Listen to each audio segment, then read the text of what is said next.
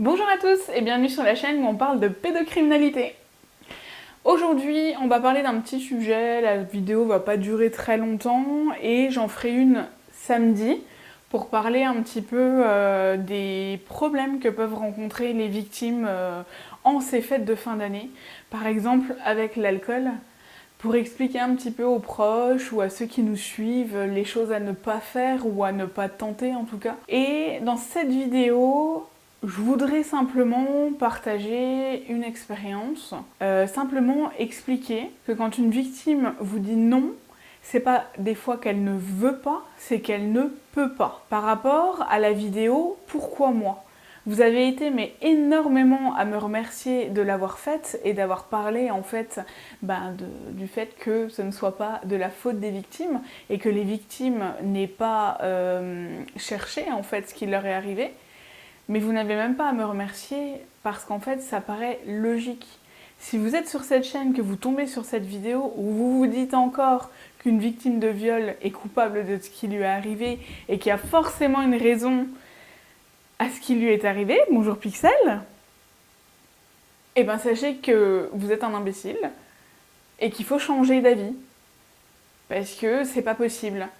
Et quand j'ai eu vos réactions de pourquoi moi, je me suis rendu compte que beaucoup d'entre vous finalement avaient des environnements, même si je le savais, mais vous avez été énormément à me raconter des histoires par rapport à votre environnement familial, votre environnement professionnel dans lequel ça s'est passé, dans votre environnement aussi scolaire.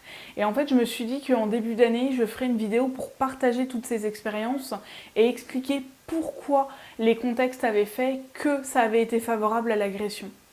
Je partage cette expérience parce que j'ai souvent eu cette phrase de proches, de gens qui me suivent, qui disent « moi j'ai fait tout ce qu'il fallait ».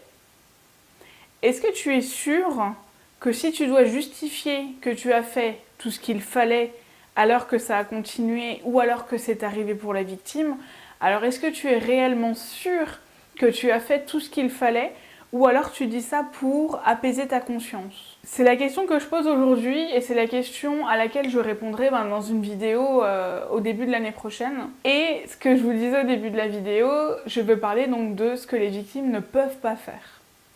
Arrivé aux fêtes de fin d'année, on a souvent des reproches de nos proches, de notre famille, nous demandant pourquoi on ne fait pas ci, pourquoi on ne fait pas ça, et puis moi je voudrais que tu fasses ci, et puis moi je voudrais que tu fasses ça.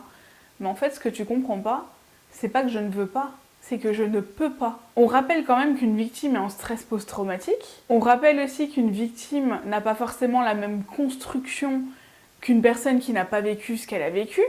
Donc un survivant ne va pas forcément réagir comme vous. Et ça, il faut vraiment le prendre en compte. Un survivant n'a pas forcément la capacité, en tout cas pour ma part, d'être entouré, je sais pas, de 100 personnes ou alors de 50 personnes. C'est peut-être pas possible.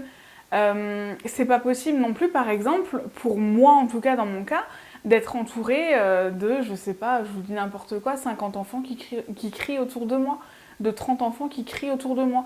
Il y a des situations qui me stressent et en fait c'est juste pas possible.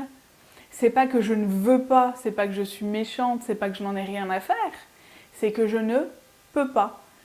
Si je fais toutes mes courses en drive, ou quasiment toutes mes courses en drive, il y a bien une raison. Actuellement, je suis capable de rentrer dans les magasins, il fut un temps où c'était impossible. Et il y a tout ça à prendre en compte.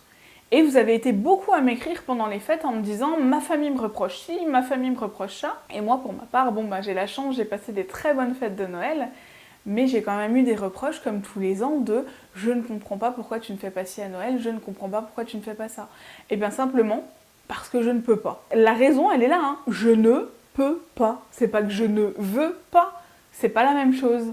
Et peut-être que dans quelques années, je serai en capacité de le faire, ou peut-être que dans quelques années, j'aurai régressé, et certaines choses que je suis capable de faire aujourd'hui, je ne pourrai pas les faire à ce moment-là.